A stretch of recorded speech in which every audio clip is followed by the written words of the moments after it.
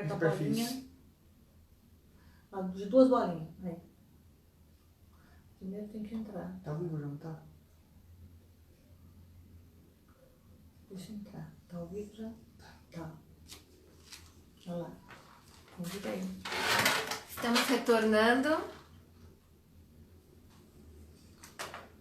Não, peraí. Como é que é mesmo? Aí.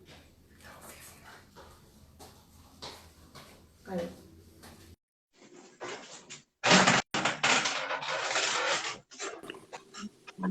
Olá. Olá. Caiu, né? Como era previsto, caiu. Vamos lá. Continuando. Então, eu estava falando das cirurgias eletivas, né? Então, assim, realmente a gente deu uma congelada nas cirurgias, nas consultas, estão acontecendo uma quantidade muito pequena e realmente todo o investimento da saúde agora está sendo no sentido do combate ao coronavírus. Não existe uma previsão ainda das cirurgias voltarem. Eu acho que ainda vai demorar aí um bom tempo. E isso vai ser um grande problema para o sistema público de saúde daqui uns 2 meses, porque assim, na hora que a gente estiver acabando a pandemia, estiver na descendente, nós vamos retornar aos atendimentos normais. Então, assim, vai ter um grande número de consultas represadas, um grande número de cirurgias represadas. Isso vai dar uma sobrecarga muito grande no sistema de saúde no sentido de custo, porque assim, todas as pessoas vão ter que fazer os seus tratamentos, nós não vamos conseguir fazer tudo ao mesmo tempo, vai ter que ser feito progressivamente. Então nós vamos ter uma sobrecarga do sistema de saúde de novo. Então nós estamos tendo agora com a doença, na hora que a doença acalmar, nós vamos ter uma outra sobrecarga, uma sobrecarga diferente de trabalho. E assim, infelizmente, algumas doenças, algumas pessoas nesse período vão ter a sua doença agravada, porque ficou parado, né? Então assim, imagina quem estava para operar.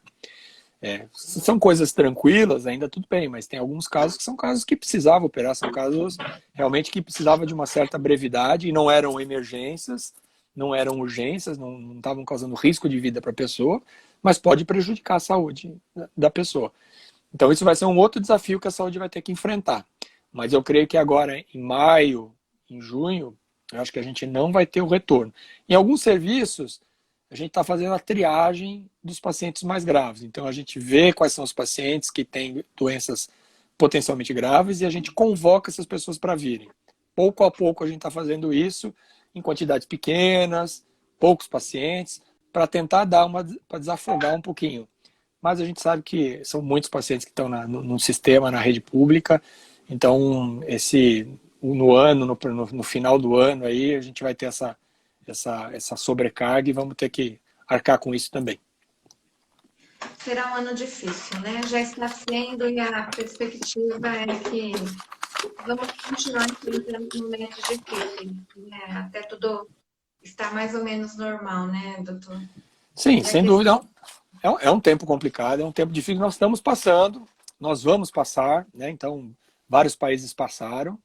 É um tempo assim de resiliência, é um tempo da gente fortalecer a nossa fé, de repensar a vida, repensar os valores. Então a gente está vendo várias manifestações, ao mesmo tempo que a gente vê um lado um pouco feio, né, da humanidade em alguns aspectos, a gente está vendo coisas extraordinárias, né? Pessoas dedicando tempo, pessoas servindo o outro, pessoas às vezes tocando um instrumento na sacada para distrair as pessoas, as igrejas online, né, os cultos, as reuniões online estão aumentando, então pessoas estão sendo alcançadas por esse meio que antes a gente não dava tanta importância, a gente viu que então é uma ferramenta que pode ser utilizada, que pode alcançar tantas pessoas.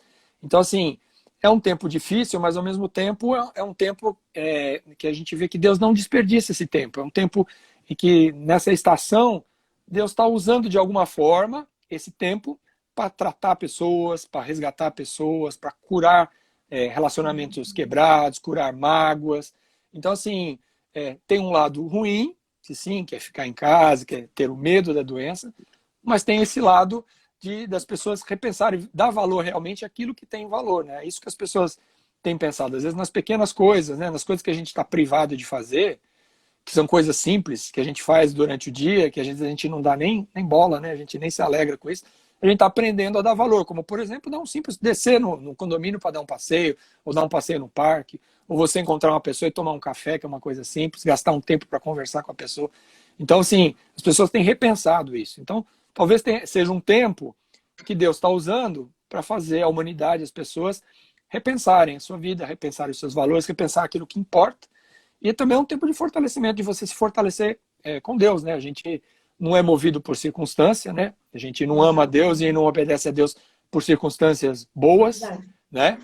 Mas a gente é movido pela fé. Então a gente obedece por amor e a gente crê que Deus está usando esse tempo de alguma forma. Eu sei que Deus é especialista em extrair coisas boas de situações ruins, né? A história do povo na Bíblia, ela conta várias histórias de situações que eram ruins e que redundaram em coisas boas para as pessoas e para a humanidade, enfim.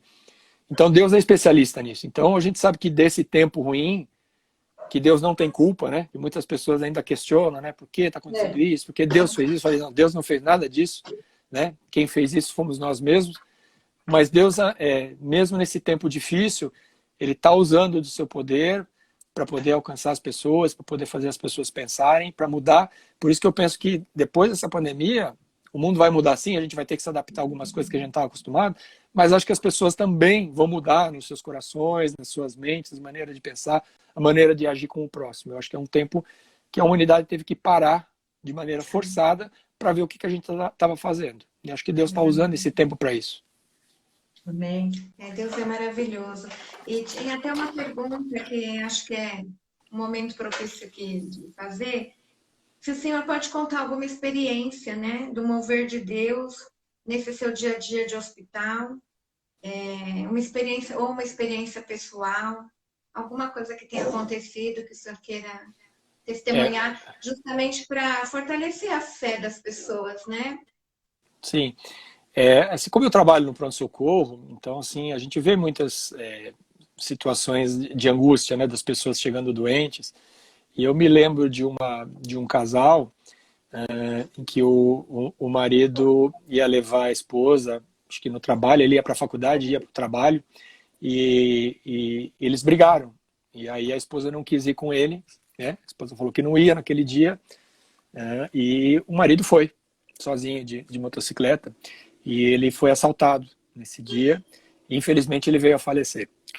E aí depois ele foi lá no hospital, tudo, e depois eu tive que comunicar essa esposa, né, do que tinha acontecido. E foi um momento terrível para mim, né? Me lembro muito bem desse dia. Eu lembro que ela chorou, que ela agachou nos meus pés, né, chorando, né?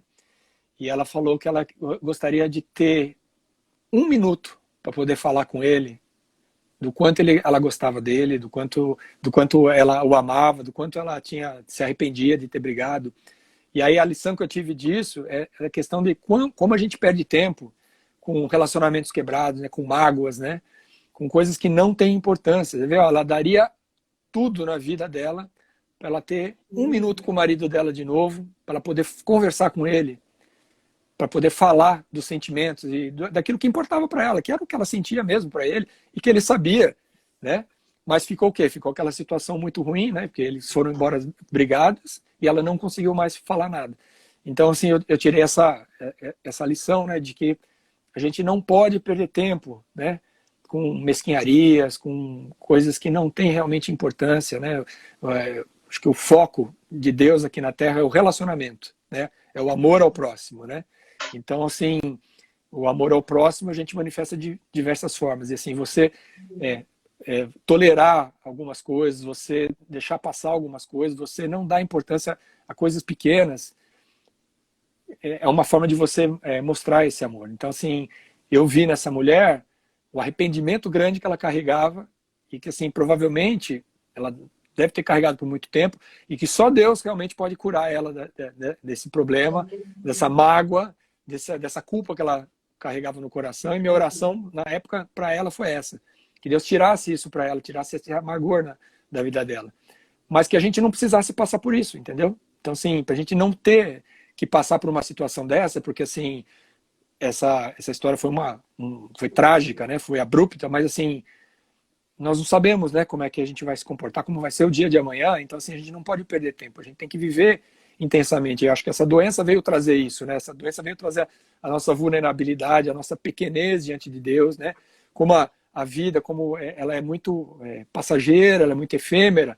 Então, assim, a gente tem que realmente viver com intensidade, ficar perto dos nossos queridos, dos nossos amigos, amá-los, ajudá-los, ajudar o próximo. Eu acho que é essa a grande lição que a humanidade está tirando, que deve tirar. Se a gente não aprender isso com tudo isso que a gente está passando, então realmente foi em vão, porque assim, alguma coisa tem que modificar nos corações das pessoas, né? Então acho que é importante isso.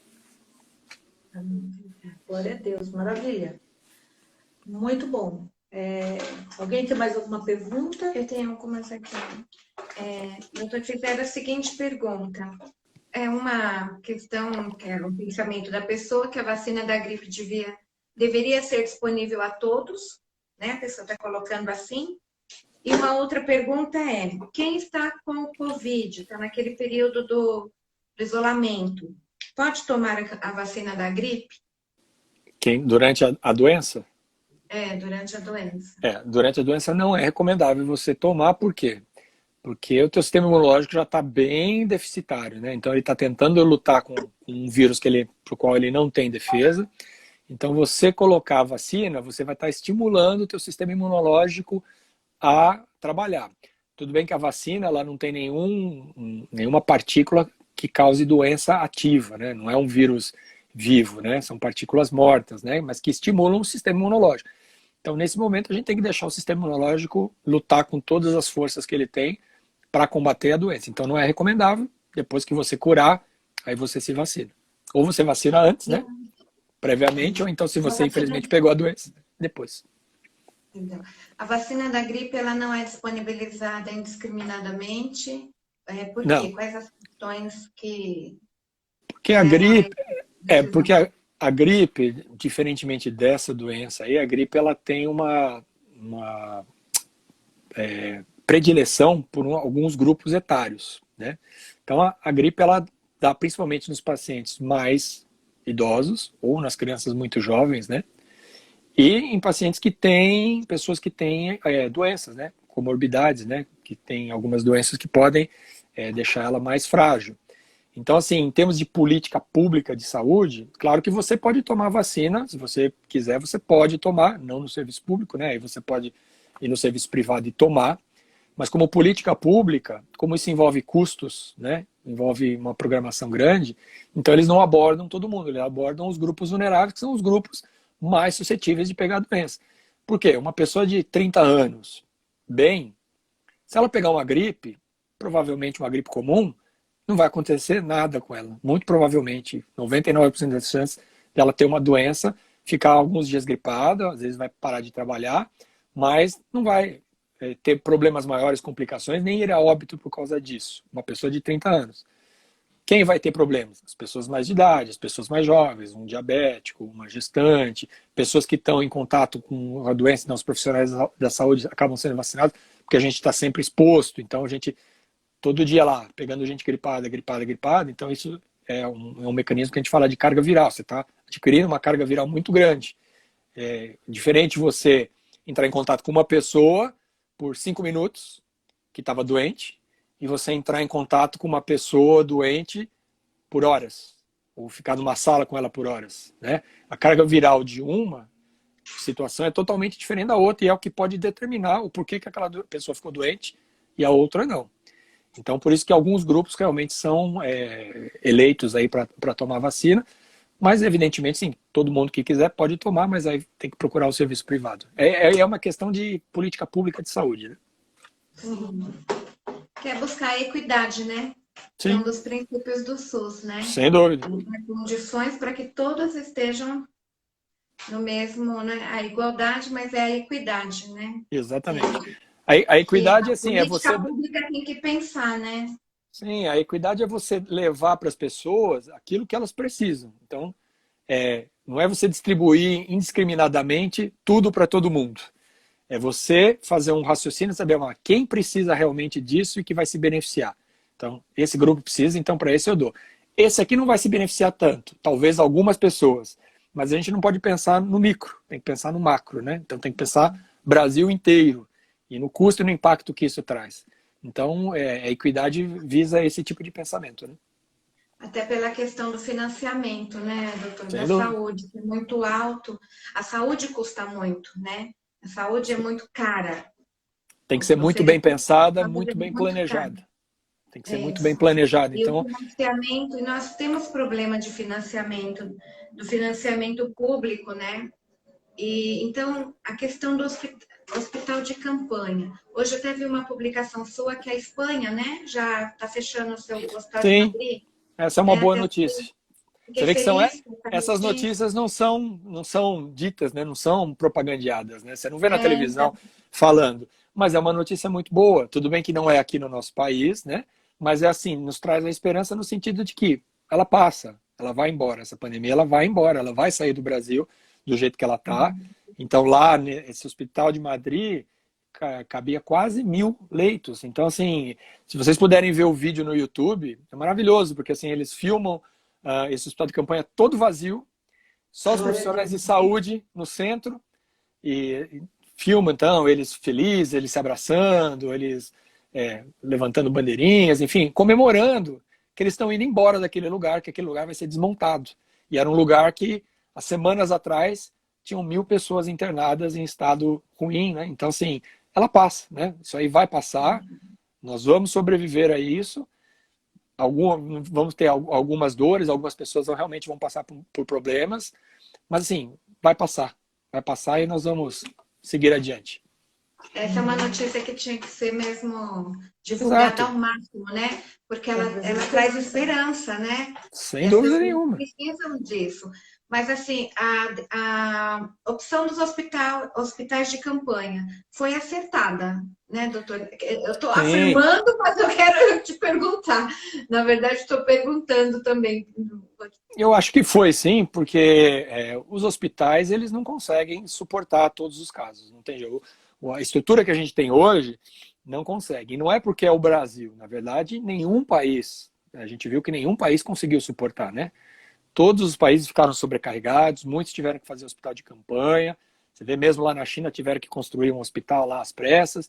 Por quê? Porque nenhum país está provisionado para isso. Isso é uma coisa que acontece. A última aconteceu foi a gripe espanhola em 28. Então, quanto tempo se passou? Ninguém realmente está preparado e talvez agora o aprendizado para os países seja, talvez a gente tenha que se preparar para alguma coisa que possa acontecer daqui a alguns anos. A gente tem que mudar um pouco, talvez, o pensamento, né? E pensar num outro tipo de investimento. Mas, assim, hoje nenhum país está preparado.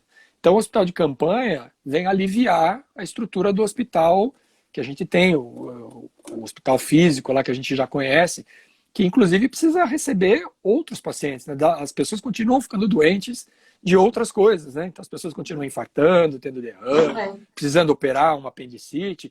Então, assim, a gente não pode encher todos os hospitais de Covid e deixar nenhuma vaga para os outros pacientes. Então, o hospital de campanha, ele vem nesse sentido de, tudo bem, vamos deixar um hospital próprio para isso, para tirar um pouco a pressão do hospital comum, que vai ter que atender outros casos também, né? E dessa forma a gente consegue ir caminhando e ir passando o tempo. Então, assim, foi acertado. Eu acho que não tem dúvida que precisava ser feito e que vai ser agora no mês de maio, acho que ele não está, ele está ainda abaixo da capacidade, né? Tomara que fique assim, mas ele pode ser que agora em maio ele possa ser mais solicitado, mais utilizado do que ele tem sido, né? Mais alguma pergunta? A questão, eu vou voltar na questão das máscaras, né? Porque agora tem vários tipos de máscara. E no começo falaram assim que a gente tinha que usar máscara durante 2 horas, depois tinha que trocar, né? E Uhum. agora, essas máscaras que nós somos obrigados a usar, quanto tempo nós podemos usá-la com segurança, né? Se por exemplo, uma pessoa vai trabalhar, fica o dia inteiro fora, ela tem que levar outras máscaras para ir trocando, guarda no saquinho, traz para casa, lava. Como é que a gente deve proceder? Né? Tá. As máscaras descartáveis, que é o que a maioria da população não tem, essas a gente troca, essas mais simples, a gente troca a cada 2, 3 horas, tá? Ou quando ela fica úmida. A N95, que é aquela que os profissionais usam, aquela dura mais. Mas acho que você está se referindo às máscaras de pano, né? Que as pessoas estão fazendo. Então, as de pano, teoricamente, você não pode ficar com ela o dia inteiro. Por quê? Porque ela umedece. Tem uma hora que ela vai umedecer. Você vai falar, tudo, ela vai ficar úmida. Na hora que ela umedecer, ela perdeu a eficiência dela. Então, é ideal que você leve, que você tenha 2 ou 3 máscaras, né? Para você usar. O que vai medir o quanto tempo você vai poder ficar com ela é o grau de umidade que ela tá. Porque de tanto você falar, ela vai ficar úmida ali, aí ela começa a perder eficiência. Você pega, coloca ela num saquinho plástico, fecha, traz para casa, você lava, né, com todos os cuidados, bota para secar, pronto. Ela está pronta para usar no dia seguinte, se ela secar à noite. Então, mas sim, você precisa trocar, não dá para você ficar o dia inteiro com uma máscara de pano, entendeu? Dificilmente. Pelo menos uma troca você vai acabar fazendo. Ótimo. E, por exemplo, a pessoa usa máscara, né? Aí chegou num lugar, acha que está seguro, é um lugar fechado, tira a máscara, guarda lá. Aí depois ela pega, coloca a mesma máscara de novo, provavelmente aquela máscara já vai estar contaminada, né? Não tem perigo de contaminar de novo? Se você for tirar a máscara, você tem que dobrar, colocar num saquinho plástico, lavar a sua mão, porque a sua mão contaminou, né? Aí você depois você vai vestir, você vai tocar nela, você vai tentar tirar ela pelas alças, vai colocar em você, e aí você vai lavar a mão de novo, entendeu? Entendi. Então assim, você pode até tirar a máscara e colocar de novo, mas nesse processo de tirar e colocar, você contaminou a sua mão, porque você encostou ali de alguma forma. Então você precisa lavar antes e depois. E sempre guardar no saquinho, não deixar ela exposta, entendeu? Você tem que levar um saquinho próprio para isso e fechar. Aquele saquinho ziplock, né, que tem aquele negocinho de fechar, aqueles são ótimos para isso aí. Uma outra coisa assim, que a gente escuta muitas, né, assim, muitas pessoas falando, muitos fake news, a gente sabe que existe mesmo. Mas eu queria que o senhor explicasse, porque às vezes a gente explica, as pessoas, né, voltam a falar daquilo. Por exemplo, eu ouvi falar, eu sei que, né, não acredito que seja, mas tem pessoas que falam que, por exemplo, as máscaras que vêm da China, vêm contaminada para cá. Tem alguma probabilidade disso acontecer? Né, que as pessoas ficam assustadas, achando que pode acontecer, alguma coisa desse tipo. Quanto tempo o vírus dura, né, numa máscara, por exemplo, ou em qualquer outro material, qualquer outro objeto? Assim, o risco, ele existe. Não é um risco teórico, mas ele existe, né? Não que elas tenham sido contaminadas propositadamente, mas assim, existe um risco, sim, de elas serem contaminadas.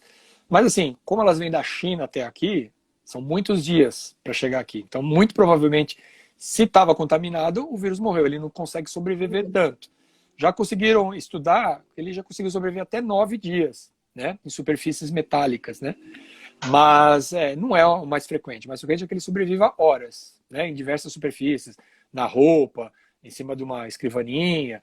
Por isso que sempre tem que fazer a higiene. Porque assim, se você fizer a higiene com álcool, se tiver alguma coisa, na embalagem, por exemplo, você acaba eliminando, porque o vírus ele tem uma capa de gordura, e aí quando você usa o álcool, você destrói essa capa de gordura com a proteína que tem nele, e ele morre. Assim como o sabão faz isso também, né? O sabão ele destrói a capa de gordura do vírus e o vírus acaba morrendo. Então se você lavar as mãos, ou se você limpar com álcool, com alguma solução com hipoclorito, alguma coisa assim, teoricamente você acaba eliminando. Então assim, é pouco provável que algo que saia lá da China chegue contaminado com um vírus viável que vá contaminar. O risco existe, mas é teórico, né? Pouco provável. E a questão agora que as pessoas estão falando também, que nós temos que proteger o cabelo também. O senhor acha necessário também a proteção do cabelo? Para sair na rua e tal? Eu acho assim, para sair na rua não, mas se você for pensar que você usa máscara para você não se contaminar com gotículas, para as gotículas não ficarem, né, no seu rosto. Teoricamente, a gotícula também pode cair no seu cabelo, né? Então, assim, pode. E aí você bota a mão no cabelo, teoricamente, você também contaminou a sua mão. Então, assim, não vai todo mundo sair de touca, né? Mas se você puser a mão no seu cabelo, você tem que lavar a mão. Então, assim, na verdade, a gente não deve tocar o rosto, o cabelo, a gente não deve. Ou se a gente fizer isso, a gente tem que lavar a mão ou passar um álcool. Então, realmente é uma coisa que acaba chateando, né? Porque, assim, uma coisa que você não está acostumado a fazer, você não precisaria fazer isso, né, normalmente, e agora você tem que se habituar a fazer. Mas não é por conta disso que vai sair todo mundo de touca. Hoje, quem usa touca é o profissional de saúde, porque esse entra muito realmente em contato com uma carga viral muito grande, então a chance de ele se contaminar é bem maior, né? Estão perguntando aqui a questão do óculos, né? Que nem eu, toda hora eu fico aqui colocando óculos no lugar, celular, tudo. Tudo isso também tem que ser todo o tempo, né, higienizado. Sim. né? O celular, ele já, antes, né, da questão do vírus, o celular sempre foi uma fonte muito grande de contaminação, né? Porque ele carrega, né, quando a gente está falando e coloca e encosta. Então ele sempre teve muitas bactérias, fungos, vírus. É que o nosso sistema imunológico é excelente, né? Assim, uma obra-prima mesmo de Deus, o sistema imunológico que ele nos conferiu. Porque se você soubesse a quantidade de vírus, bactérias que você entra em contato durante um dia e que praticamente a gente fica muito menos doente, né? A gente é muito mais sadio, saudável do que doente, né? O sistema ele é muito eficiente, ele combate muito bem. Então, assim, isso já existia já no celular. Agora, com o vírus, obviamente, ele é mais um vírus que fica lá no celular. Então, você tem que também ter o cuidado de higienizar o celular, higienizar o seu óculos, higienizar a sua escrivaninha, o teclado do computador, o mouse, tudo aquilo que você vai potencialmente encostar a mão. Você tem, quando você chega no dia lá no seu trabalho, você tem que fazer aquela higiene, não tem jeito. Tá certo. Ótimo. Tem mais uma pergunta? Acho que alguém que entrou depois que o senhor falou do término da previsão para essa pandemia passar, né? Se o senhor pode retornar um pouco esse assunto, porque as pessoas acho que entraram depois e estão perguntando sobre o término da pandemia. Então, acho que agora em maio nós temos o pico, né? Vamos chegar no platô, e maio e junho nós vamos ter a descendente. Então, provavelmente em junho nós estamos começando a descer, e em julho a gente já deve estar bem na fase descendente, né? Vai mais ou menos aí uns 3 meses e meio, que é o tempo normal da curva. Então, agora vamos dizer que nós estamos num momento crítico, né? Um momento que a gente precisa do maior esforço mesmo da população, na quarentena, que a gente tenha maior pressão no sistema de saúde, né? Então, eu creio que está nesse... Que era mais ou menos a previsão, era final de abril, começo de maio. Então, está mais ou menos dentro desse período mesmo. E até final de junho já dá aquela... Esperamos que sim, né? Esperamos, seguindo a curva, o comportamento normal aí, e as pessoas tomando os seus cuidados e continuando porque vão ter que ter muitos cuidados aí de quarentena e de distanciamento. Se todo mundo tomar os seus cuidados, tiver esse respeito, né, consigo e com o outro, creio que a gente vai chegar nesse final de curva aí em junho. Doutor, estão perguntando, uma pergunta, se devemos lavar os cabelos todas as vezes que saímos na rua. Voltamos para casa, já temos que tomar banho e lavar o cabelo. E a outra pergunta é, quem toma remédio controlado e contrair a doença, deve continuar com o seu tratamento, com as medicações de controle? Tá. Mas essas duas perguntas. Com relação ao cabelo, teoricamente sim. Se você saiu na rua, você deve chegar em casa, você deve lavar o cabelo, tá? Porque pelo princípio que a gente falou de ter gotículas de contaminação. Então, assim, se você teve contato com pessoas aí no teu meio externo, você foi trabalhar, você saiu na rua, você foi no mercado, você deveria chegar, principalmente mulheres, a gente sabe que nem sempre lava o cabelo todo dia, né? Tem dias para lavar, mas acho que agora mudou um pouquinho. Se a pessoa realmente entrou em contato, deve lavar, sim. A outra pergunta era... Quem faz uso de medicação controlada, como, por exemplo, diabético e hipertenso, contrai a doença, deve continuar tomando as medicações? Deve. Você não para o tratamento, porque se você parar de tomar um diabético, parar de tomar o seu remédio, ele vai descompensar o diabetes, e aí é o que o vírus mais quer, né? Que é uma pessoa descompensada para ele conseguir se multiplicar melhor. Então, assim, não muda nada com relação às suas doenças. Doutor, a gente iniciou falando do seu lindo trabalho com os novos convertidos, né? E eu tenho que confessar que me emocionei algumas vezes com a sua fala, de algo assim, bem profundo mesmo, da ação de Deus nesse período, né? E eu gostaria que o senhor falasse um pouco sobre o evangelismo nesse período de crise social tão grande, essas dificuldades todas que imaginamos que as pessoas vão passar, né? Porque a questão do emprego foi afetada. Como o senhor falou, os 2 pilares, né? 2 pilares. Sim. A questão da sobrevivência e a questão da saúde. Sobrevivência econômica e a questão da saúde. Como que fica o evangelismo, a fé cristã, nesses tempos de crise? Eu acho assim, em termos de evangelismo, eu acho que essa é uma oportunidade tremenda para você evangelizar. Por quê? Porque quando as pessoas estão vulneráveis, elas estão mais suscetíveis e muitas vezes querem ouvir uma palavra. O que a gente está procurando agora? Palavras de esperança, de consolo. Quem tem palavras de esperança e consolo num mundo como esse? Só Jesus tem palavras, né? Eu gosto muito daquela passagem de Pedro, que Pedro fala, para onde nós iremos, né? Só tu tens as palavras de vida eterna. Então, assim, só em Deus a gente realmente encontra o verdadeiro consolo, a verdadeira esperança. Então, as pessoas estão mais abertas para isso, porque, assim, nenhuma, vamos dizer, nada que o mundo possa te oferecer nesse momento vai te dar a paz que você precisa, né? O que o mundo oferece normalmente, que é dinheiro, que é poder, que é condições, que é trabalho, nada vai te dar a sua paz, porque você vê que com tudo isso que você pode ter, sua vida está por um fio. Você não sabe o que vai acontecer. Então, esse é o tipo de consolo que não serve para a gente agora. O verdadeiro consolo vem do Espírito Santo de Deus, né? Então, acho que em termos de evangelismo, é uma oportunidade tremenda, e é o que a gente tem visto na nossa igreja. A gente tem visto que os cultos online têm tido um alcance muito grande. Milhares de pessoas. Pessoas que não iriam na nossa igreja física, por diversos motivos, né? E que estão tendo a oportunidade de ouvir uma palavra. E estão tendo a oportunidade de ouvir uma palavra, de ouvir boas novas.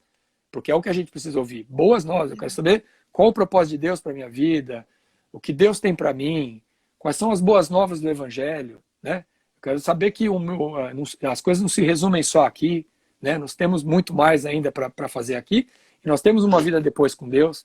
Então, assim, eu quero coisas que me deem esperança. Então, em termos de evangelismo, acho que é excepcional. E é um tempo, assim, para nós cristãos, eu acho que é um tempo de provar a fé, de você fortalecer a sua fé, né? De você sair fortalecido, porque você sabe agora de quem você depende. Você sabe, né, a sua condição de pequenez, né, de dependência de Deus, né? Então, é o momento de você se voltar para Ele e de você fortalecer esse seu relacionamento, né? Um relacionamento de amor, não de medo, não porque Ele pode te salvar disso, né? Mas porque Ele se prova ser um Deus vivo que está conosco. E aí você passar por uma pandemia desse, por um problema desse, tendo um Deus poderoso, é muito diferente. Acho que é uma tranquilidade que o cristão tem no coração, é de saber que não é o braço dele só que vai fazer as coisas, né? O Jeremias já fala, infeliz o homem que faz do seu braço, da sua carne, né? O seu braço, faz da sua carne a sua força, né? A gente não faz, né? Nós como cristãos, a gente tem o nosso papel, a gente faz o que tem que fazer, a gente toma as nossas atitudes, mas a gente depende de Deus para fazer tudo, é Ele que nos capacita, Ele que nos dá saúde, Ele que fortalece a nossa fé. A fé é um dom que é dado por Deus.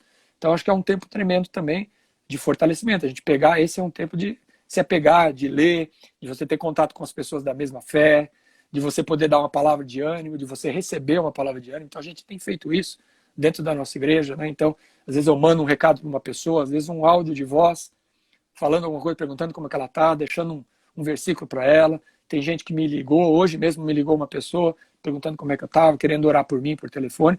Coisas que não aconteciam pré-pandemia, né? E poucas pessoas ligavam para poder fazer isso.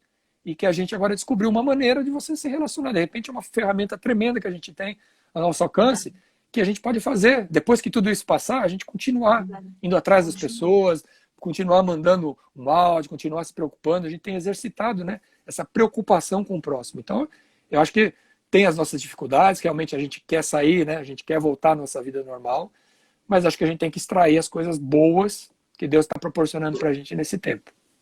Amém. Glória a Deus. Maravilha. Glória a Deus. Amém, Pai. Nós agradecemos muito a sua participação, foi muito, muito importante, né? Solucionou muitas dúvidas que nós tínhamos. Nós agradecemos imensamente, gostaríamos de desejar tudo de melhor para você, para o seu ministério, que continue sendo esse homem maravilhoso de Deus que você é e que possa ajudar muitas pessoas. Obrigado. E nós agradecemos mesmo, de coração. Também gostaria de agradecer a vocês. Eu fiquei muito feliz aí com o convite que o Maurício fez.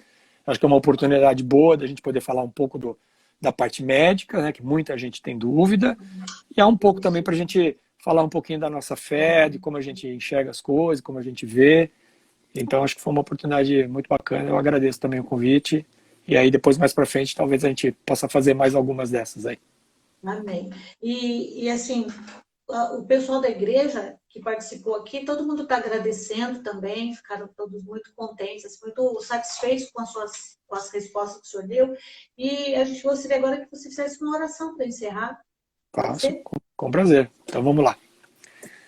Senhor Deus, nós te agradecemos, ó Pai, por essa oportunidade que a gente tem de estar aqui conversando, ó Deus. Obrigado, Pai, pela tecnologia, Deus. Obrigado porque nós temos isso ao nosso dispor e que nós podemos usar disso para poder alcançar pessoas e poder falar das tuas boas novas, ó Deus.